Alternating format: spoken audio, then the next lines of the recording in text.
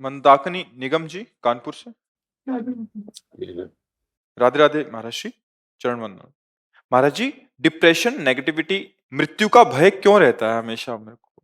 क्योंकि पाप कर्म बन गए हैं, प्रमाद स्थिति बढ़ गई है। जो करना चाहिए वो नहीं कर पाए, जो नहीं करना चाहिए वो कर दिए। तो जिस मन की प्रेरणा से हमने असत कार्य किए, वही मन हमको दंड दे रहा है। किसका प्रश्न है जी? जो हमें करना चाहिए वो हम नहीं कर पाए, जो नहीं करना चाहिए उसमें लग गए, तो वही कर्म मन पर सवार होकर जिस मन ने प्रेरित करके इंद्रियों से कर्म कराए थे, वही मन हमें दंड दे रहा है।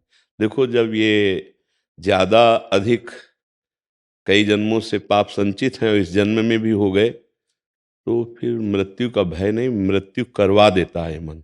ये मन ही तो करवा रहा है ना। ये मन के दो स्वरूप हैं, एक सत एक असत। एक मन ग्लानि करता है जब हमसे कोई गंदी बात हो जाती है, और एक मन उत्साहित होकर करवाता है। उसी के दो विभाग, जैसे बुद्धि के दो विभाग हैं, एक सुमति एक कुमति। जब सुमति होती है तो मन की बातों पर दस्तखत नहीं करती, और जब कुमति होती है तो सीधे जो मन पेश करता है उसको स्वीकृति दे देती है। मन की कोई ताकत नहीं है बिना बुद्धि के, पर उसने बुद्धि को अधीन कर रखा है। अब हमारे द्वारा जो सत् कार्य होने चाहिए थे, भगवत चिंतन, भगवत आराधना, लोक समाज की सेवा, जैसे आप किसी की बहू है, किसी के पति, प्राण प्रिय सास ससुर परिवार, इन सब में भगवत भाव कर कर हम सेवा करके अपने धर्म से चले, कभी डिप्रेशन नहीं हो सकता, किसी को नहीं हो सकता। पूर्व का पाप वर्तमान के साधन से नष्ट किया जा सकता है, नहीं तो मोक्ष होता ही नहीं, भगवत प्राप्ति होती ही नहीं। देखो, एक मन है जो हर समय उत्साहित रहता है, शरीर में पीड़ा है, कष्ट है, भयानक कष्ट है, मृत्यु का भय है, किसी समय भी हो सकती है, लेकिन वो आनंदित रहता है, उसको कोई भय नहीं है, कोई शोक नहीं है, एक अद्भुत प्रसन्नता रहती। क्यों? क्योंकि जो करना चाहिए वो कर लिया, जो नहीं करना चाहिए वो नहीं किया। तो वही मन परमानंद में डुबो देता है। वही मन डिप्रेशन में बिना भय के भय पैदा करता रहता है। और एक दिन ऐसा आता है, हमारे पास ऐसे व्यक्ति मिले हैं कि वो कहते हैं मुझे मर जाना अच्छा लगता है, आप आदेश कीजिए। कितनी निकृष्ट बुद्धि आ गई। आत्महत्या से बड़ा कोई पाप सृष्टि में नहीं रखा गया, और वो इतना महापाप करने के लिए तैयार वो व्यक्ति हो जाता है। क्यों? क्योंकि उसने गलती कर दी। अब सुधार कर लो। महापुरुषों की चरण रज और सबकी सेवा, तो कहीं ना कहीं किसी से अपराध जो हमारे बने हैं ना, वो शरीर की इस तरह की सेवाओं से मोचन हो। देखो, गुरुद्वारे में बड़े से बड़ा, चाहे जितना धनी मानी पदाधिकारी हो, वहां जाके पादुका सेवा करता है। क्यों? क्योंकि हमारे अहम को वहां गलित होना पड़ेगा, हमारे पाप नष्ट हो जाएंगे, तब हम गुरुवाणी को समझ पाएंगे, तब हम महापुरुषों के मार्ग में चल पाएंगे। इसीलिए हम सबसे हाथ जोड़कर प्रार्थना करते हैं कि आपका खान पान पवित्र होना चाहिए, आपका पेय पदार्थ पवित्र होना चाहिए, आपके आचरण पवित्र होने चाहिए। इसके लिए आपकी बुद्धि शुद्ध होनी चाहिए। बुद्धि शुद्ध होने के लिए राधा राधा राधा राधा, कोई पैसा नहीं लगता, कोई मेहनत की बात नहीं, उठते बैठते चलते फिरते राधा राधा राधा राधा, तो यही मन पहले जलाएगा, फिर आनंदित हो जाएगा। सच्ची तुमसे कहते हैं, अगर भगवान की शरण ना हो तो जो शरीर में आधियां व्याधियां हैं और आती हैं, उनको झेल पाना बहुत कठिन है। क्योंकि शरीर में ही मन आसक्त रहता है, और शरीर के दुख सुख को अपना समझता है, और मन की मांग को हमने अपना मान लिया, तो मन दुखी तो हम दुखी, मन सुखी तो हम सुखी। ये स्थिति है, देख लो आप। मन अशांत तो हम अशांत, मन शांत तो हम शांत। इसका मतलब हमें पूरी डॉक्टरी मन पर करनी है। तो मन की पवित्रता, सा वै मनः कृष्ण पदारविंदयो, सबकी ममता ताग बटोरी, मम पद मन ही बांध बर डोरी। सही जगह मन को लगा दो, राधा राधा कृष्ण कृष्ण ऐसे नाम जप करो, और सबकी सेवा करो, और सबकी सह जाओ, तो तुम्हारे पाप नष्ट हो जाएंगे। जैसे हमको सेवा करते हुए कोई प्रतिकूलता मिलती है, कोई कटुता मिलती है, मिलती ही है। अच्छा आचरण करोगे तो आपका उपहास होगा, आप जिनके साथ अच्छा बर्ताव करोगे वो आपके साथ कटु व्यवहार करेंगे। अगर सह गए तो आप महान हो गए, और टूट गए तो लड़ो। फिर वैसे व्यवहार में आप उतर गए तो आप संसारी हो गए, साधक तो हुए नहीं। और सह गए तो सबका बदलना निश्चित है आपके प्रभाव से। जहां पर कृपा राम की हुई, ता पर कृपा करे सब कोई। निश्चित परमानंद की बाढ़ इसी मन में आ जाएगी जो डिप्रेशन में है, खूब नाम जप करे। अब जैसे इस समय हमारा मन किसी में ना लगे, तो राधा राधा राधा राधा ऐसा गुनगुनाने में क्या जाएगा? डॉक्टर औषधि देता है डिप्रेशन की, आप पाते हैं ना, तो हम कह रहे हैं साथ में एक महाऔषधि और डाल लो, राधा राधा राधा राधा राधा। कितने ऐसे भाईजान आके एकांतिक में बोले कि हमारा डिप्रेशन खत्म हो गया, हम आनंदित हो गए। क्या डिप्रेशन था? सोच। सोच हमारी गिर गई, क्षमता नहीं रह गई उसकी पॉजिटिव सोचने की। वो निगेटिव की तरफ बढ़ता जा रहा है, हमें परेशान करता जा रहा है। जब संत वाणी हमारे कान में पड़ी और उसका हमने मनन किया और जीवन में उतारना शुरू किया, तो निगेटिव सब नष्ट हो गई, पॉजिटिव आ गई। अब जीवन आनंदमय हो गया। कुछ मिला नहीं, केवल सोच बदल गई।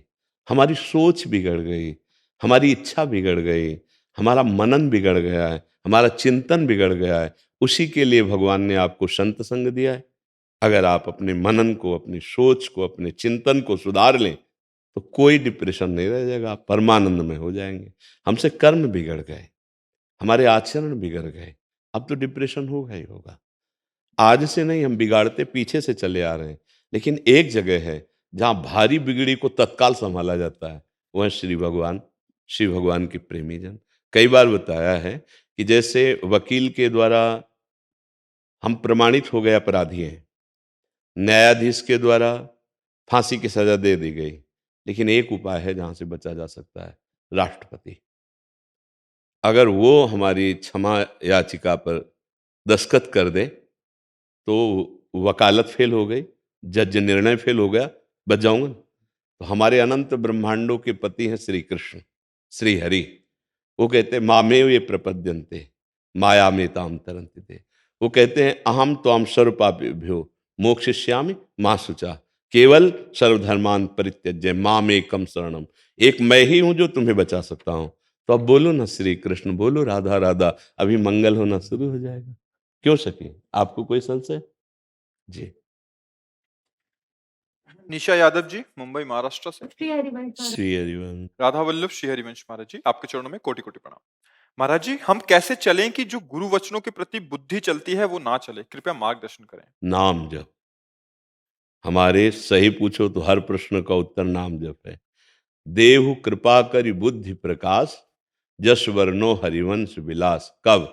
नाम जपत आई शब्दों सोई, देव सुबुद्धि कृपा करि मोहि। नाम जप से बुद्धि प्रवीण हो जाती है, और जब प्रवीण बुद्धि होती तो उसमें संशय नहीं होता, और जब संशय नहीं होता तो श्रद्धा और विश्वास होता है। तो गुरु के वचनों में, शास्त्र के वचनों में जैसा बोला जा रहा है वैसे का वैसा मान लेना श्रद्धा विश्वास कहा जाता है। और जहाँ श्रद्धा विश्वास है वहाँ सब दिव्यता आ जाती है, और बिना श्रद्धा विश्वास के कुछ अनुभव होने वाला नहीं। भवानी शंकरो वंदे श्रद्धा विश्वास रूपिणो, याभ्याम बिना न पश्यन्ति सिद्धा स्वांता स्तमीश्वरम। बिना श्रद्धा और विश्वास के हृदय में भगवान विराजमान भलापन हो करके दिखाओ। तो गुरु की वाणी में श्रद्धा और विश्वास तब होता है जब बुद्धि संशय रहित होती है। बुद्धि तब संशय रहित होती है जब हम खूब नाम जप करते हैं, पवित्र आचरण करते हैं, पवित्र शतोगुणी भोजन पाते हैं, तब हमारी बुद्धि शुद्ध होती है। अब हमें जो मिला खा लिया, चाहे जितना अपवित्र हो, आप विचार करके देखो। जो हो जैसे आया वैसे अवसर में हमने बोल दिया, चाहे जितना गंदा हम बोल रहे हो, जो मन में आया वो कर दिया, चाहे जितना गंदा आचरण हो, तो अब बुद्धि संतों की वाणी पर कैसे लग सकती है? शुद्ध सच्चिदानंद का अनुभव किए हुए जो वाणी निकल रही है, वो मलिन अंतःकरण वाला कैसे समझ सकता है? केवल विश्वास, केवल श्रद्धा, फिर आगे समझ जाओगे।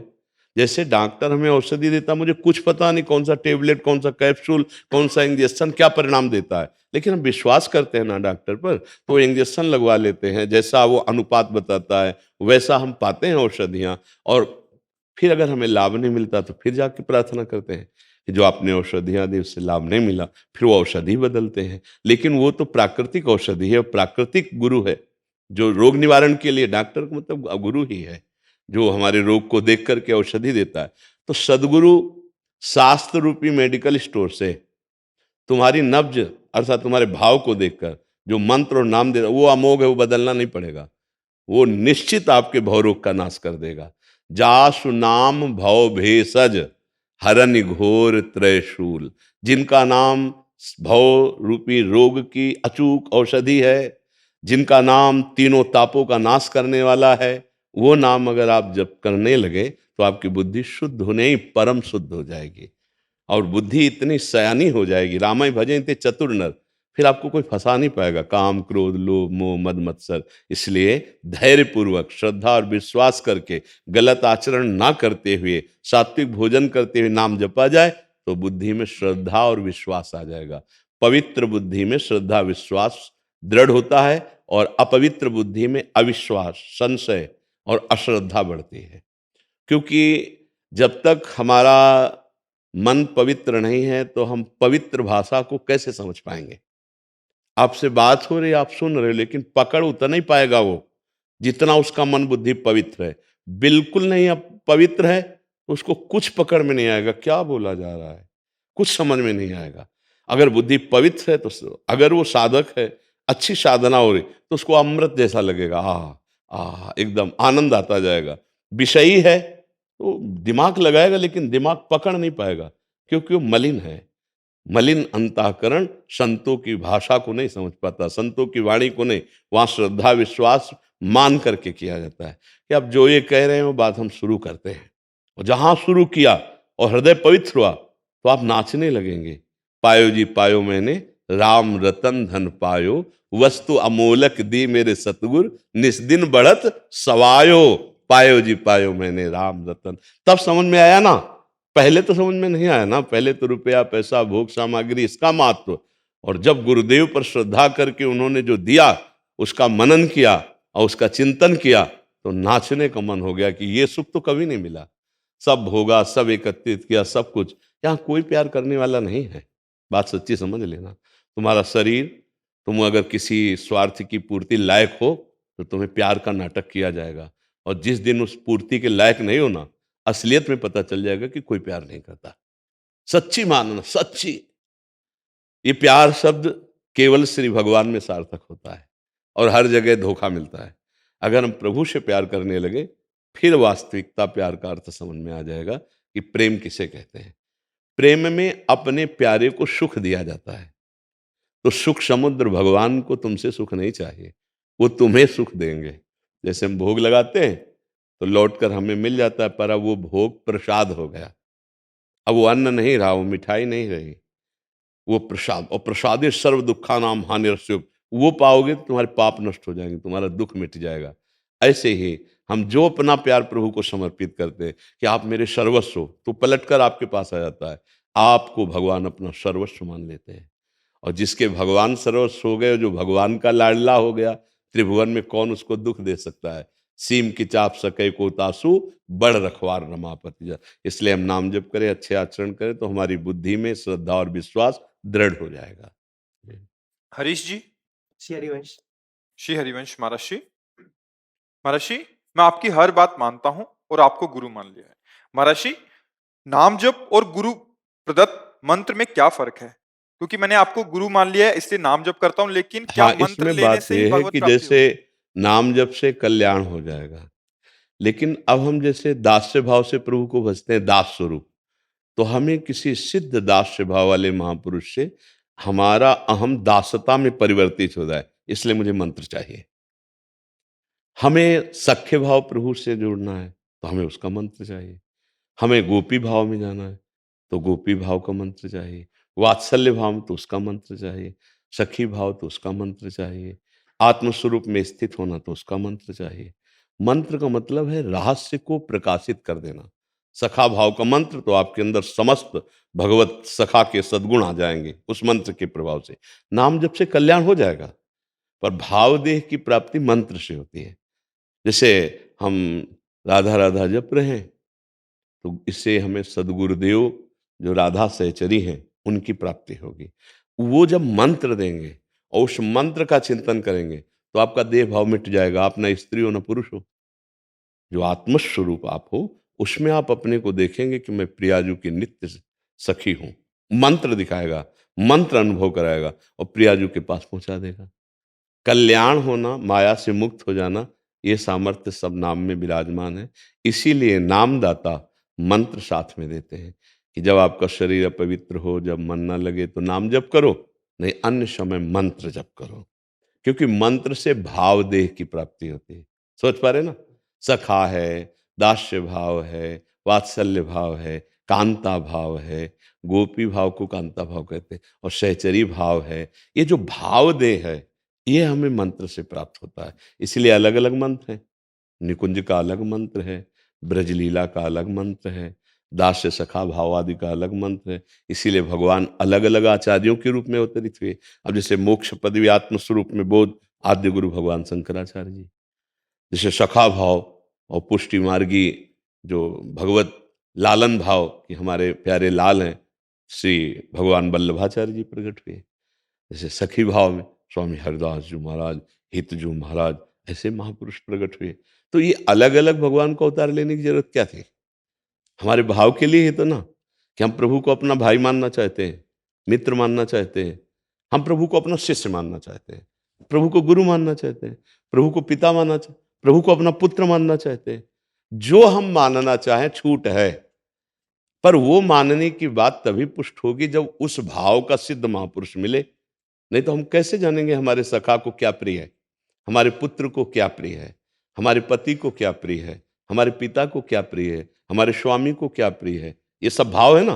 तो जब वो सिद्ध महापुरुष मिला, तब उसके मंत्र के प्रभाव से अब हमें पता चला कि श्री कृष्ण सखा कैसा होता है, उसमें कौन से सद्गुण होते हैं जो श्री कृष्ण को सुख पहुंचाते हैं, कैसे ईश्वर के साथ खेलने की क्षमता है कि मित्रवत वो मंत्र प्रदान करता है।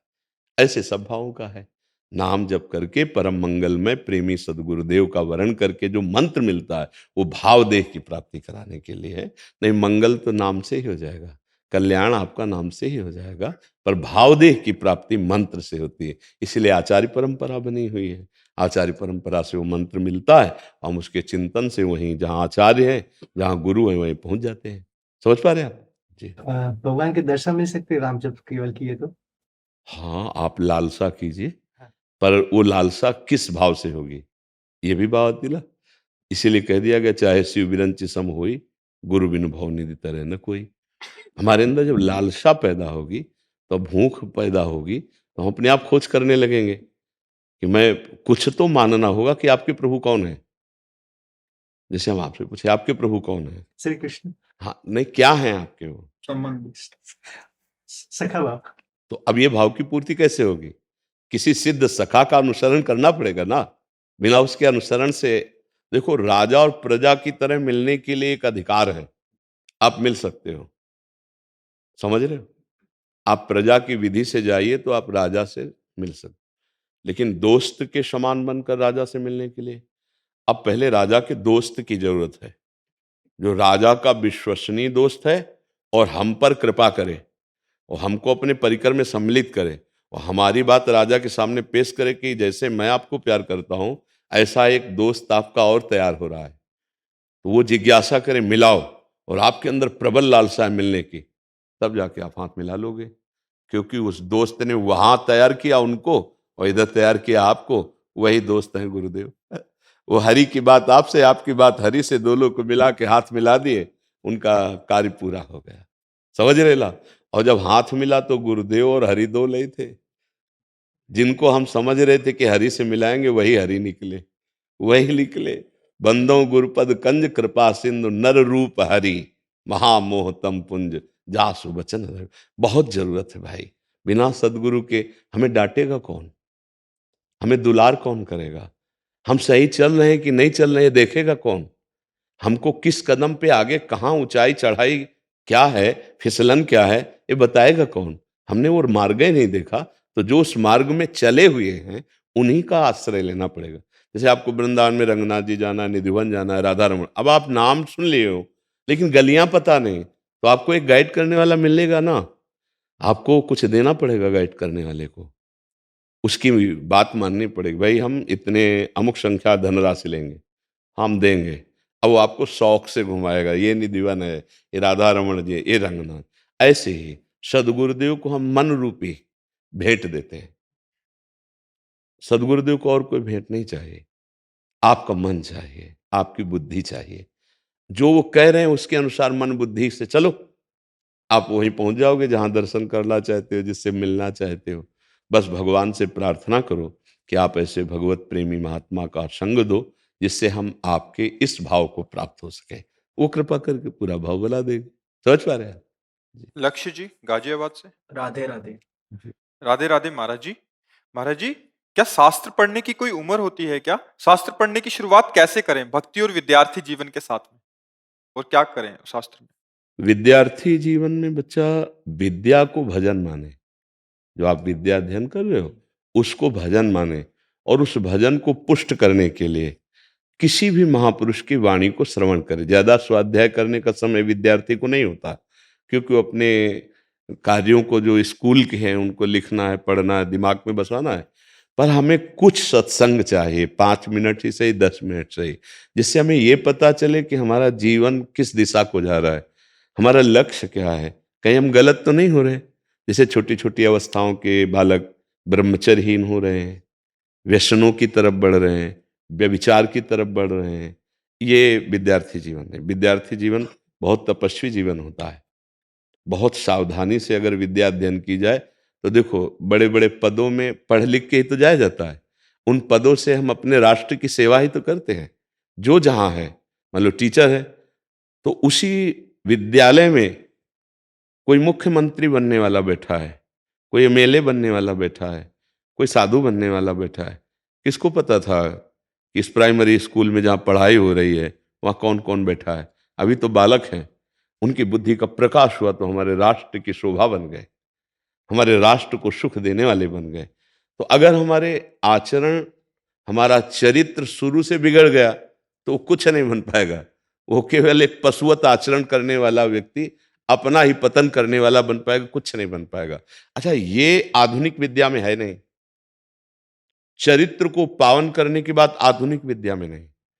जैसे हमारे समय में नहीं था, नए बच्चे जो जुड़े हमसे, उन्होंने बताया कि गृहस्थ संबंधी, भोग संबंधी बहुत सी बातें स्कूल में पढ़ाई जाती हैं और उसको बहुत नॉर्मल कर दिया गया है। जैसे ब्रह्मचर्य क्षीण करना है, ऐसा उपदेश मिलता है, और अगर किसी डॉक्टर से सलाह ले तो वो स्वास्थ्यवर्धक बताता है। और ऐसी दुर्दशा को नए बच्चे प्राप्त होकर के यहाँ आए कि जो ये कहना चाहते हैं कि हम अपने जीवन को नष्ट करना चाहते हैं। अभी 15-16 की अवस्था, खड़े होने में चक्कर आता है, कमर दर्द करता है, आंखों से दिखना कम हो गया, चिंतन निगेटिव हो गया। क्यों? ब्रह्म शक्ति का नाश कर दिया, जीवनी शक्ति ब्रह्मचर्य को क्षीण कर दिया। अब अध्यात्म विद्या का अगर ज्ञान नहीं है, तो अपने माता पिता से असभ्य बर्ताव बोलता है वो, गंदी तरीके से। अभी नया बच्चा है, कैसी असभ्य। जहाँ विद्या में विनय आनी चाहिए, नम्रता आनी चाहिए, तो ये आधुनिक विद्या के साथ साथ यदि आध्यात्मिक वचन हम सुने, तो हमारा मंगल हो सकता है। 5 मिनट, 10 मिनट जिस संत के वचन आपको प्रमाणिक लगे, प्रमाणिक ही सुनना चाहिए। तस्मात् शास्त्रम प्रमाणम ते, मनमानी नहीं सुनना चाहिए। तुम जो बोल रहे हो शास्त्र में लिखा होना चाहिए, या अनुभूत बोलो। अनुभव और शास्त्र, अर्थात शब्द ब्रह्म और पार ब्रह्म, दोनों का ज्ञान हो तभी सुनना चाहिए, नहीं तो अर्थ का अनर्थ कर देंगे और हम फंस जाएंगे। तो एक श्लोक चाहे पढ़े, गीता का या भागवत का, एक श्लोक 5 मिनट, और उसका अर्थ पढ़े। कुछ संतों की ऐसी छोटी छोटी पुस्तिकाएं निकली हुई, जैसे गीता प्रश्य, पूज्य राधा बाबा, पूज्य भाई जी महाराज, पूज्य श्री स्वामी राम सुखदास जी। इन महापुरुषों की यदि वाणी पढ़ोगे, 5 मिनट पढ़ लोगे, तो 24 घंटा के लिए तुम्हें बैटरी चार्ज कर देंगे अध्यात्म की, पक्का समझिएगा। और 10 मिनट ही सही राधा राधा बोल लीजिए, तो इससे आपका जीवन अच्छा होने लगेगा।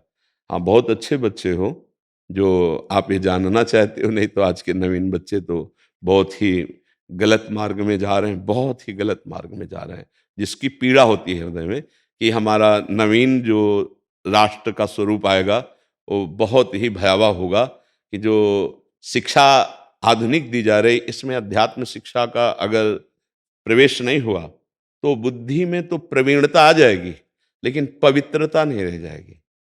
बुद्धिमान तो बहुत होंगे, लेकिन अपवित्र विचार वाले होंगे। फिर वो बुद्धि किस काम की? कैसे किसको सताना है, कैसे किसका अपमान करना है, कैसे व्यभिचार करना है, कैसे हम किससे क्या अपहरण कर सकते हैं, बहुत जोर की बुद्धि है, लेकिन गलत दिशा में चली गई ना। अगर वही बुद्धि अध्यात्म में होती तो बढ़िया आगे बढ़ जाती। तो इसलिए थोड़ा नाम जप कीजिए, 5 मिनट, 10 मिनट किसी भी संत की बात सुन लीजिए जो शास्त्र प्रमाणित प्रवचन हो, और कोई न कोई पुस्तिका ले लीजिए। जैसे एक राधा बाबा की पुस्तिका है छोटी सी, आस्तिकता की आधारशिलाएं। आप एक बार लीजिएगा और थोड़ा सा पढ़िएगा, थोड़ा थोड़ा। जैसे साधक में साधुता, पूज्य पंडित गया प्रसाद जी महाराज की, बहुत जोर की है। जैसे भाई जी की तुलसी दल, साधन, बहुत सी पुस्तिकाएं, कोई एक ले लीजिए, सब सामग्री मिल जाती है। किसी एक विषय पर महापुरुष नहीं बोलते। जब मान लो जैसे ब्रह्मचर्य, तो उसमें सारी बातें आपको मिलेंगी। साधन, तो उसमें सारी साधना की बातें मिलेंगी। कुछ थोड़ा सा अध्यात्म अपने जीवन में लाइए और पढ़ाई को भजन समझिए, खूब लगन से पढ़िए। एक बार जो पढ़े वो हमारे दिमाग में बैठ जाए, यदि ब्रह्मचर्य ठीक होगा तो ऐसा बैठ जाएगा। ब्रह्मचर्य ठीक नहीं तो 1000 बार समझाने पर भी वो समझ में नहीं आएगा, क्योंकि वो जो पावर चाहिए वो नष्ट हो चुका है। छोटे छोटे बच्चे गंदी बातों में लग गए, जो बहुत हानिकारक है। 25 वर्ष की अवस्था तक यदि ब्रह्मचर्य रहा जाए, फिर गृहस्थी में जाया जाए, तो खूब सुखपूर्वक 25 वर्ष तक गृहस्थी में रहेगा, अपने आप उसको वैराग्य हो जाएगा। जो शास्त्रीय पद्धति है ना, हाँ, कि 25 वर्ष ब्रह्मचर्य, 25 वर्ष गृहस्थाश्रम, 25 वर्ष वानप्रस्थ और संन्यास व भगवत प्राप्ति, बिल्कुल ऐसा ही हो जाएगा। पर 25 वर्ष तक ब्रह्मचर्य रहना या 20 वर्ष तक बड़ा कठिन हो गया। 12, 13, 14 इतनी अवस्था में भ्रष्ट हो जाते हैं बच्चे। अब उनको वही सुख लगता है, मन को रोकने वाली कोई बात नहीं है। डॉक्टर सपोर्ट कर दिए, मास्टर सपोर्ट कर दिए, अब वो अपने को ऐसे पतन के गर्त में गिरा देते हैं जहां से उठना बड़ा मुश्किल है। बिल्कुल समझिए, निरुत्साहित हो जाना, निगेटिव विचारों की वर्षा हो जाना और डिप्रेशन में पहुंच जाना, कोई काम का मन न होना करने का, कोई क्रिया का, पढ़ाई आदि विष जैसा लगने लगना, परिवार वालों से झिड़क के बोलना, ये सब लक्षण उसी ब्रह्मचर्यहीनता से प्रकट हो जाते हैं। और नए बच्चे इसको समझते नहीं हैं। तो हमारी प्रार्थना है, कोई भी छोटी सी पुस्तिका ले लीजिए, उसको पढ़िए, महापुरुषों की जो हो, और 5-10 मिनट सत्संग सुनिए और 10 मिनट राधा राधा जपिए, और फिर हर समय अपनी पढ़ाई के विषय में चिंतन कीजिए, कोई परेशानी नहीं। ठीक है जी। राधे राधे।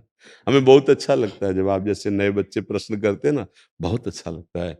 और इसकी कोई अवस्था नहीं होती शास्त्र स्वाध्याय की। देखो, अगर अभी आप सही ढंग से नहीं समझेंगे तो आगे नहीं समझ पाएंगे। जैसे हमने कभी जीवन में बंदूक नहीं चलाई, अब आप हमको बंदूक चलाने को बोले तो हमें कुछ पता ही नहीं है, क्योंकि कभी छुआ ही नहीं। तो जिसने कभी शास्त्र छुआ ही नहीं, अध्यात्म सुना ही नहीं, अब वो सोचे कि हम जवानी में भोग भोग ले, बुढ़ापे में भजन करें, तो प्रपंच के सिवा कुछ नहीं होता।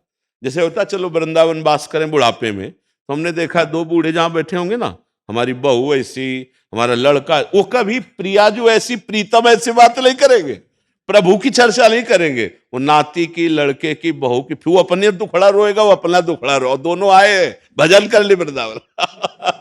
भैया, जिंदगी में निशाना नहीं लगाया तो बुढ़ापे में निशाना नहीं लगेगा। चाहे वो जो लक्ष्य हो, जिंदगी में आपने भजन नहीं किया, सतमार्ग। इसीलिए प्रहलाद जी ने आदेश किया, कौमार अवस्था से अध्यात्म को समझना चाहिए, तभी जीवन। प्रथम सीढ़ी में ही पैर मजबूत हो गया, अब वो गृहस्थ बने, राष्ट्र सेवक बने या संत बने, जो बनेगा वो बहुत जोर का बनेगा। पहली ही भूमि नींव ही खराब हो गई तो बिल्डिंग चाहे जितनी अच्छी बने, वो दरदरा के एक दिन गिर जाएगी। अधर्मी कभी सुखी नहीं होता। जिसका चरित्रहीन हो गया है, वो कभी उन्नति को प्राप्त नहीं होता। उन्नति में प्राप्त हुआ भी वो अवनति को ही वरण करेगा। वो ऐसे आचरण वाला होगा जिससे समाज दुखी होगा, ऐसे ही उसके संकल्प विकल्प होंगे जिससे परिवार अशांत होगा। चरित्रहीन कहीं सुख नहीं प्राप्त कर सकता। और नई अवस्था ही जीवन के चरित्र की नींव है। अगर वो पवित्र नींव बन गई, तो अगर गरीब किसान भी होगा तो समाज प्रिय होगा, वो धर्मात्मा होगा, वो सत्यवान होगा, वो समाज में आदर्श होगा, क्योंकि उसने जीवन में अपने चरित्र को बचाया है। आज हम चरित्रहीन हो जा रहे हैं, पढ़ते लिखते, खूब पढ़ाई पढ़ रहे हैं, लेकिन चरित्रहीन। देखो नए नए बच्चों के आचरण, आपके उपहास के सिवा सम्मान मिलने वाला नहीं। उनकी चेष्टाएं ऐसी होंगी, आपका उपहास करेंगे, आपका अनादर करेंगे, क्योंकि उनकी बुद्धि अपवित्र हो गई है। तो अभी तो हम प्रणाम करते नए नए बच्चों को, खूब कृपा कर रहे हैं, आकर प्रश्न कर रहे हैं, सत्संग सुन रहे हैं, अपने आचरणों का सुधार कर रहे हैं। भगवान की बड़ी कृपा, हम ये कृपा मनाते हैं अपने ऊपर। जो ये आकर के प्रश्न करते हैं, सुनते हैं ना, तो हम इनको प्रणाम करते हैं कि भैया तुम्हारा मंगल हो, तुम सुखी रहो, तुम्हारी बुद्धि पवित्र हो। ये देखकर हमें पवित्रता और सुख का अनुभव होगा। कि आज हमारा जीवन पवित्र हो रहा है। यदि 4 लोग पवित्र हो रहे हैं, 4 लोग सुधर रहे हैं, तो हमारा जीवन सार्थक हो रहा है। 4 सुखी हो रहे हैं, तो हम इस बात से सुखी हैं कि जीवन किसी के काम आ गया। और तो कुछ कर नहीं सकते थे, तो जो किया वो अनुभव करके बातें कर रहे हैं और वो तुम मान रहे हो, तो हमारा जीवन सार्थक हो गया। अगर हमारी बात न मानो तो हमारा अनुभव किस काम का फिर? आपने बात मानी, आप सुने, आप चले, तो आपका मंगल होगा, पर मुझे सुख होगा कि हमारा राष्ट्र, हमारा जो जन समुदाय वो सही आचरणों में आ रहा है, उसका मंगल हो रहा है। महाराज जी कुछ हम लोगों को आप बता दें कि जैसे साधना जीवन में क्या कैसे कुछ भी आप अपने महाराज, अपने मुखारबिंद से कुछ सब बातों की केवल एक ही बात है, ना विषय चिंतन होने पावे, ना विषय क्रिया। बस इसलिए आराध्य देव का निरंतर चिंतन चाहिए। अभ्यास योग युक्तेन चेतसा नान्यगामिना। हमारा चित्त अपने आराध्य देव से कभी एक क्षण के लिए भी ना हटे। का हनुमंत विपत्ति प्रभु सोई, जौ तो सुमिरन भजन न होई। वो वही विपत्ति कि अगर विषय चिंतन हो गया और विषय क्रिया हो गई, तो हमारे पतन होने में देर नहीं लगेगा। बालू का बांध टूट जाए तो फिर बंधना बड़ा मुश्किल होता है।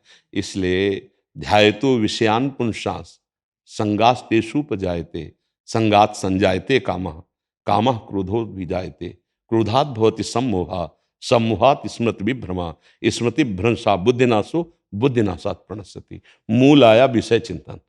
अगर विषय चिंतन हुआ तो सर्वनाश हो जाता है। बुद्धि का नाश होना ही सर्वनाश बनाया। तो हमारा चिंतन न छूटने पावे। जो गुरु जी ने नाम मंत्र दिया, उपासना, रात दिन उसका अखंड चिंतन। बस शरीराध्यास नष्ट होना, चाहे वो वैष्णव हो, चाहे जिस मार्ग का पथिक हो, प्रथम अनिवार्य है।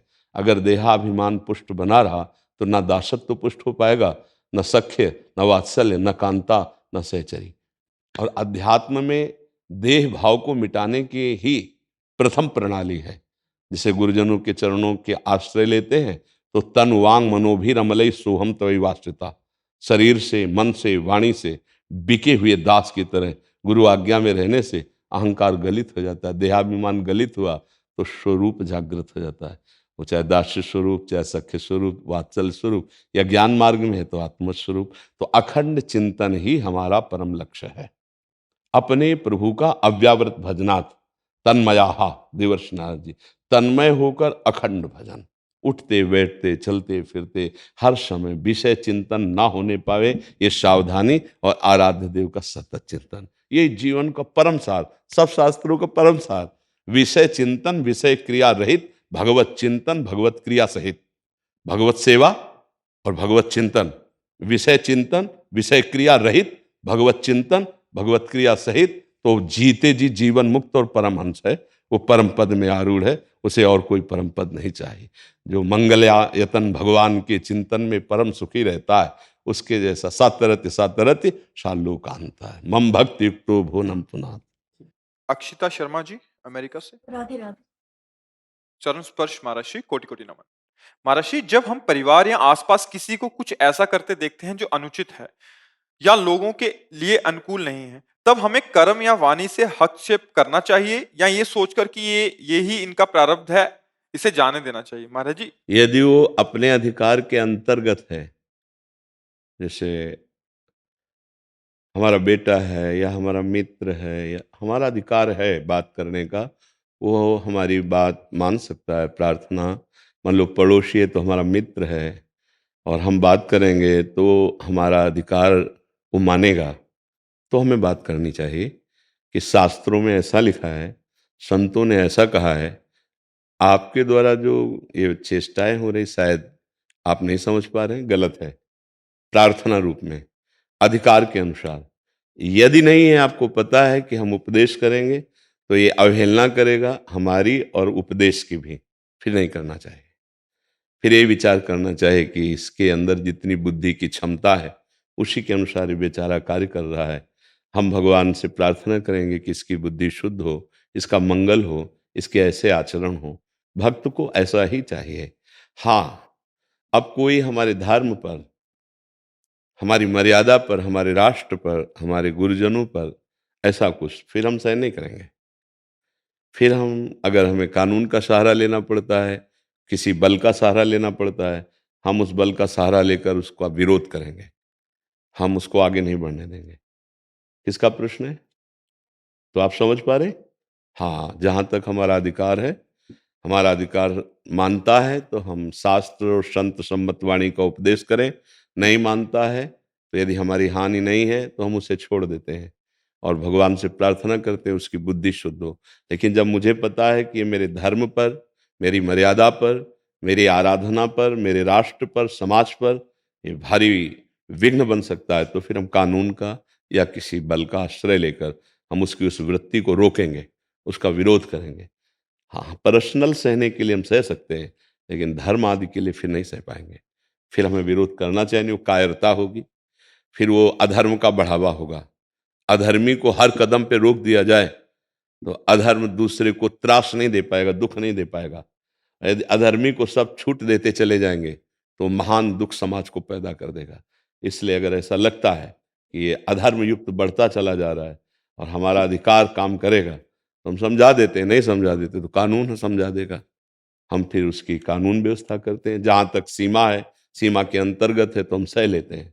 दोनों बातें बहुत विवेकपूर्वक देखनी चाहिए, क्योंकि भक्त बड़ा सुलझा हुआ व्यक्तित्व होता है। वो अपने को ना तो प्रपंच में फंसाएगा और ना दूसरे को कष्ट देना चाहेगा।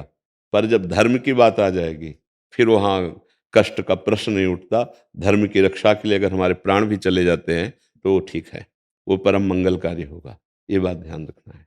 चाहे स्त्री हो, चाहे पुरुष हो, जो उपदेश है वो सार्वजनिक है, सबके लिए है। अपने सहन करने के लिए हम तैयार हैं, लेकिन हमारी मर्यादा, हमारे धर्म, हमारे राष्ट्र पर फिर हम सहन करने के लिए तैयार नहीं, चाहे कोई भी हो उसमें। जैसे अपने लोग हैं तो हम उतना संकल्प करेंगे, हम भजन करेंगे, हम तप करेंगे, अपने को जलाएंगे और उसके अधर्म वृत्ति को रोकेंगे। वो मर्यादा के खिलाफ नहीं जा सकता जहाँ तक हमारी पहुंच है। अगर इसके बाद नहीं है तो फिर हम सबसे बड़े न्यायाधीश से न्याय की बात गुहार करेंगे श्री भगवान से कि आप चाहे इसे दंड दीजिए या आप इसकी बुद्धि शुद्ध कीजिए, अब इसको रुकना चाहिए, नहीं तो बहुत हानि हो जाएगी। तो पहले जितने भी ऋषि महात्मा थे जगत मंगल के लिए ही तो तप करते थे, अपना कल्याण तो स्वयं हो जाएगा, उसमें कोई जगत मंगल के लिए। हम जो भजन कर रहे हैं, जो शास्त्र स्वाध्याय किए, जो तप किया, जो अनुभव हुआ, तो आज उसी को तो बांट रहे हैं कि आप उसे स्वीकार कीजिए, आपको उतनी मेहनत नहीं करनी पड़ेगी और आप स्वीकार किए तो आपका मंगल हो जाएगा। तो ऐसे ही आपके पास जो भी है, जितना विवेक है, जितनी बुद्धि है, उसके अनुसार हम अपनी रक्षा करें, अपने परिवार को सुव्यवस्थित रखें, अपने मोहल्ले को, अपने राष्ट्र को, जितना हमको भगवान ने दिया है, हम भगवान से प्रार्थना करें। दो प्रकार से रोका जाता है, एक होती साम नीति विनय के द्वारा और एक होती दंड नीति। जब अधर्मी अधर्म से नहीं अपने को बचाना चाहता तो एक ही उपाय बचता है, दंड नीति। जैसे भगवान ने साम नीति का प्रयोग किया, जाकर संधि के लिए प्रार्थना की दुर्योधन से कि आप हस्तिनापुर के राजा बनिए, वो इंद्रप्रस्थ के बन जाएंगे। नहीं माना, फिर कहा 5 गांव दे दीजिए, उसने कहा सुई की नोक भर नहीं, तो कहा युद्ध पक्का, और विनाश करवा दिया उनका। गए तो संधि के लिए थे, फिर एक बूंद पानी भी नहीं उसका पिया, और विदुर जी के यहाँ जाकर उनकी जो प्रेम में डूबी हुई पत्नी थी उनके हाथ से छिलके पाए और विनाश करवा दिया कौरवों का, अधर्म का नाश करा दिया। अर्जुन जी कहने लगे मैं युद्ध नहीं करूंगा। भगवान ने पूरी गीता उपदेश इसी बात के लिए दी कि तुम्हें इनका नाश करना ही पड़ेगा। उन्होंने कहा इनके मारने से तो अच्छा है कि हम संन्यास लेकर भिक्षा का अन्न पाए। भगवान ने कहा नहीं नहीं, इनको मारो, मारना ही परम कर्तव्य है इस समय। तो ये बात देखनी पड़ेगी। क्षमा भी एक सीमा तक ठीक है, इसके बाद फिर दंड विधान ही उस दुष्ट की दुष्टता को रोक सकता है। सठे साठ्यम समाचरेत, दुष्ट के साथ अब वो दुष्टता ही काम आएगी, साधुता काम नहीं आएगी, उसको दंड देना अनिवार्य है। नहीं तो जैसे भगवान परशुराम जी थे तो परम साधु भगवान के अवतार, लेकिन देखा दुष्टता हद पार कर गई शास्त्राबाहु अर्जुन की, तो काट के भुजाएं और गर्दन तक फेंक दिया उसकी। फिर उनके पुत्रों ने दुष्टता दिखाई तो वंश का विनाश कर दिया, और 21 बार संपूर्ण संसार से ऐसे दुष्ट राजाओं का विनाश ही विनाश, 21 बार घूम घूम के। तो एक महात्मा स्वरूप में अवतरित हुए थे भगवान परशुराम जी। तो जहां तक सीमा थी वहां तक तो सहा, जब सीमा उल्लंघन हो गई तो विनाश प्रारंभ कर दिया। तो दुष्टता का विनाश ही अनिवार्य है। क्योंकि वो प्रार्थना और साम नीति को समझता नहीं है। तो दंड नीति का अच्छे से परिचय है, दंड नीति से सब सुधर जाते हैं। कोई भी ऐसा नहीं जो दंड के द्वारा न सुधर जाए। दंड बड़ा भयानक होता है, काल भी दंड से ही प्रहार करता है, काल दंड कहा गया है, मृत्यु भी दंड ही देती है। तो ऐसी दंड के द्वारा दुष्टता का सुधार होता है। क्षमा तो एक सीमा तक है, फिर इसके बाद उनको क्षमा पता नहीं ना, उनको दंड ही पता है। तो इसलिए अगर कभी ऐसा हो तो फिर कानून का सहारा लीजिए, कानून को अपने हाथ में ना लीजिए, कानून का सहारा लीजिए, बलवान का सहारा लीजिए और दुष्टता का विरोध कीजिए। जी। भारत कुमार जी, भारतीय सेना। महाराज जी दंडवत प्रणाम। महाराज जी, मैं पिछले 8 महीनों से आपके दिखाए मार्ग पर चल रहा हूँ और इस दौरान आपकी कृपा से मेरे अंदर का क्रोध व अन्य बुरी आदतों में सुधार आया है, परंतु मन में सवालों का जाल सा बना है। इससे छुटकारा कैसे मिले महाराज? जब बहुकाल करिय सतसंगा, तब ही होई सब संशय भंगा। गोस्वामी तुलसीदास जी कहते हैं, जब बहुत काल तक संतों का संग किया जाता है तो सारे प्रश्नों का समाधान हो जाता है, कोई संशय नहीं रहता। अच्छा, सत्संग के लिए तो यहाँ आना जरूरी थोड़ी। भगवान कलयुग ने बड़ी कृपा कर दी, मोबाइल यंत्र बना दिया जो तुम्हारी जेब में रहता है। तो ऑस्ट्रेलिया से भी आप सत्संग सुन रहे हैं, आए हो तो सुनी के तो आए हो ना। तो आप अगर सत्संग सुने, एकांतिक सुने, तो हर प्रश्न का उत्तर आपको मिल जाएगा। आप देखो ना, कोई भी प्रश्न ऐसा नहीं बकाया रहेगा जिसका उत्तर ना हो, क्योंकि सब रूपों में भगवान आके प्रश्न करते हैं और उसका उत्तर मिल जाता है। तो जब बहुकाल करी सत्संगा, बहुत काल तक हम संतों का संग करें, सत्संग सुने, तो हमारे हर प्रश्न का समाधान हो जाएगा, हर प्रश्न की शांति हो जाएगी। और नाम जप करें साथ में। अगर नाम जप नहीं तो तुम्हारी बुद्धि सत्संग को पकड़ने की योग्यता ही खो देगी, और नाम जप है तो संत वाणी पकड़ने की क्षमता आ जाएगी बुद्धि में। नहीं तो बुद्धि असत पकड़ने में तो बड़ी प्रवीण है, लेकिन सत्संग पकड़ने में प्रवीण नहीं है। उसके लिए नाम जप चाहिए। तो जो नाम प्रिय लगे, राम कृष्ण हरि सब, जैसे अपने तो वृंदावन वासी, राधा उपासी, राधा राधा राधा, आपको जो नाम प्रिय लगे खूब नाम जप करो, सत्संग सुनो, सब संशय नष्ट हो जाएंगे। समझ पा रहे हैं आप? जी। सुशील कुमार त्रिपाठी जी, वाराणसी से। राधे राधे गुरु। जी। राधे राधे महाराज जी। महाराज जी, ग्रस्त जीवन में रहते हुए मनुष्य से जाने अनजाने में हुई गलतियों का प्रायश्चित क्या है और कैसे करें? वैसे सबका प्रायश्चित तो भगवान की प्राप्ति कर लेना। भगवान की प्राप्ति हो गई तो सब प्रायश्चित हो गए, बार बार भटकना ही पड़ेगा। अवश्य में भोक्तव्यम कृतम कर्म शुभाशुभम, भगवान ने कहा है कि अवश्य भोगना पड़ेगा जो शुभ अशुभ कर्म है। देखो, तीर्थयाटन, दान, सत्कर्म, ये शुभ कर्मों का इस पलड़ा हो गया। और ये जो जिसे गलतियां कही जाती, धर्म विरुद्ध आचरण, ये अशुभ कर्म हो गए। दोनों अपनी अपनी जगह हैं, ये दोनों आपको भोगने पड़ेंगे। अवश्य में भोक्तव्यम कृतम कर्म शुभाशुभम। अगर भगवत प्राप्ति हो जाए तो खत्म हो जाएगा। भगवान की शरण में हो जाए, सर्वधर्मान परित्यज्य माम एकम शरणम। तो भगवान कहते हैं अहम त्वाम सर्व पापेभ्यो, सर्व शब्द लिखा है, शुभ अशुभ दोनों से मुक्त कर दूंगा, मैं कर दूं, क्योंकि वो कर देंगे। वो ज्ञान समुद्र है, वो ज्ञान से प्रकाशित कर देंगे, ऐसा देहाभिमान नष्ट कर देंगे। वो प्रेम दे सकते हैं, वो बोध दे, जगत गुरु हैं भगवान, जगत गुरु हैं। तो हम भगवान की शरण में हो जाएं। और एक भगवान बड़ी महिमा की बात कहते हैं, अनन्य चेता सततम यो माम स्मरति नित्य सा तस्याहम सुलभा पार्थ नित्य युक्त योगिना। जो मेरा सतत चिंतन करता है, मैं उसको नित्य सुलभ हो जाता हूं, अर्थात मैं उसके अनुभव में आ जाता हूं, भगवत साक्षात्कार हो जाता। तो जो आपको नाम प्रिय लगे प्रभु का, खूब नाम जप कीजिए, बार बार उसका ध्यान कीजिए। नाम का रूप जो है वो भगवान का सच्चिदानंद में है, वो पार्थिव नहीं है। चिदानंद में देह तुम्हारी विगत विकार जाल अधिकारी। देखो, जनक जी जैसा ज्ञानी अद्वितीय कोई बिरला ही होगा ना। और वो जब राम जी के रूप को देखते हैं तो कहते हैं इन्हें विलोकत अति अनुरागा, और बरबस ब्रह्म सुख है मन त्याग। इस तो उस कह रहे कि ब्रह्म सुख का अनुभव करने वाला सहज विराग रूप मन मोरा, और राम रूप में आसक्त, तो इसका मतलब भगवान का रूप चिदानंदमय है, आत्मस्वरूप है। तो नाम जप करने से ही वो आत्मस्वरूप भगवान का रूप झलकता है। मलिन हृदय में रूप प्रकाशित नहीं होता है, तो सबके हृदय में, पर प्रकाशित नहीं हो। तो खूब नाम जप करना चाहिए, खूब नाम।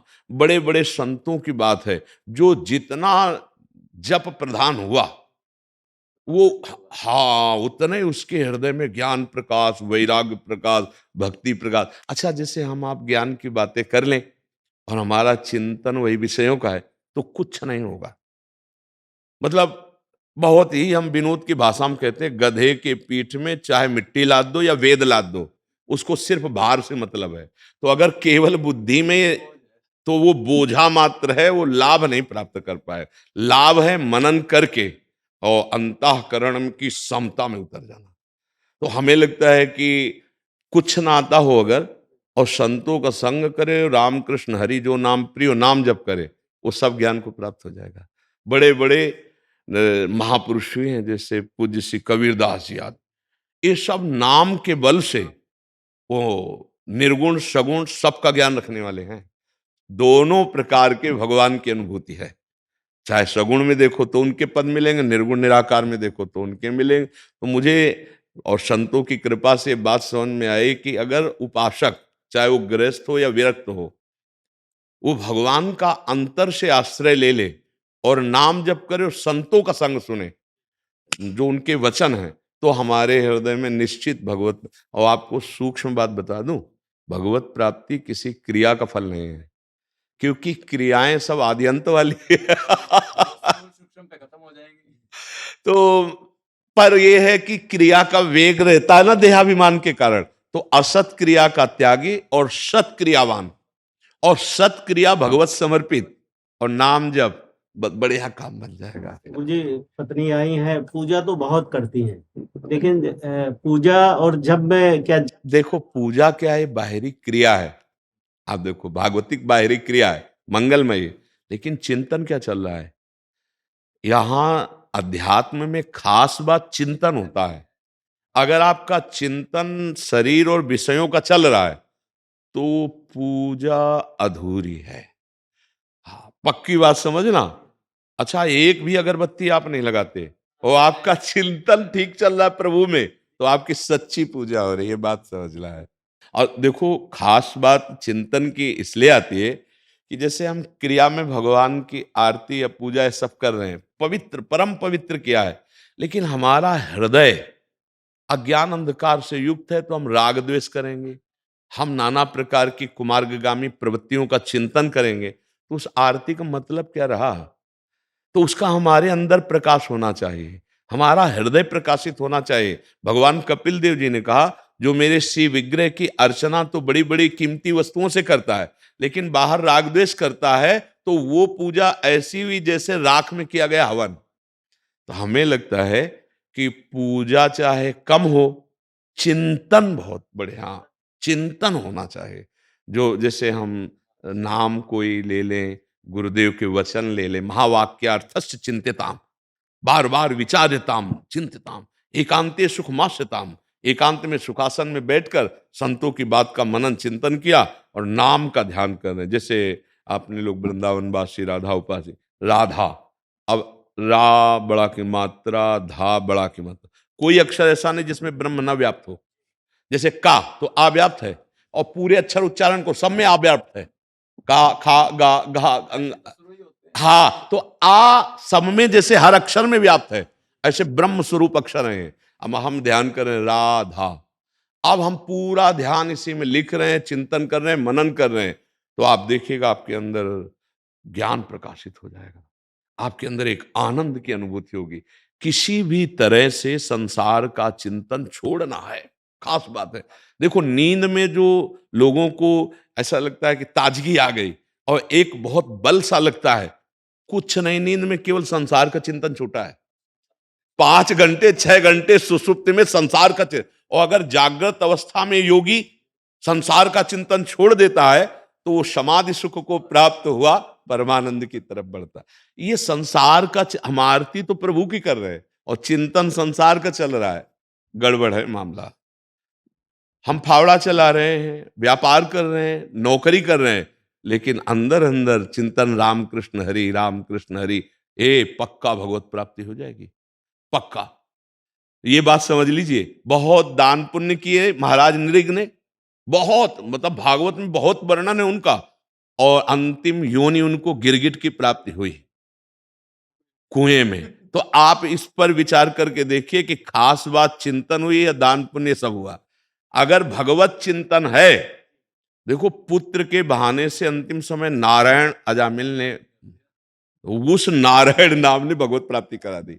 इसीलिए हमें बार बार यही विश्वास है और प्रार्थना करते रहते हैं कि आपको जो नाम प्रिय हो, खूब नाम जप करो, अंदर ही अंदर नाम। देखो ना इसमें पैसा लगता है और ना इसमें किसी के सहयोग की जरूरत है।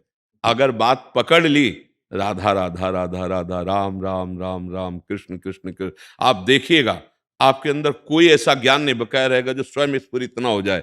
क्योंकि सच्चिदानंद प्रभु का नाम सच्चिदानंदमय है। जैसे रूप सच्चिदानंदमय, ऐसे नाम सच्चिदानंदमय, ऐसे धाम सच्चिदानंदमय। सच्चिदानंदमयी लीला, स्वयं भगवान शंकर उन लीलाओं का गायन करते, शनकादि गायन करते हैं, जो ब्रह्म बोध की मूर्तिमान स्वरूप है। ठीक है, खूब नाम है। राधा राधा राधा राधा राधा राधा राधा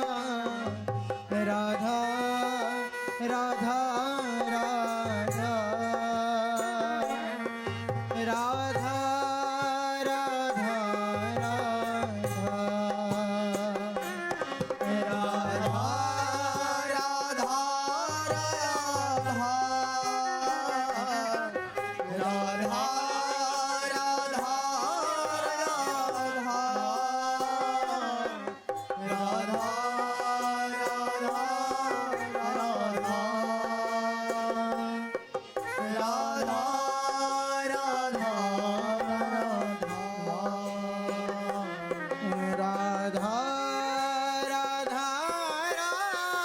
राधा राधा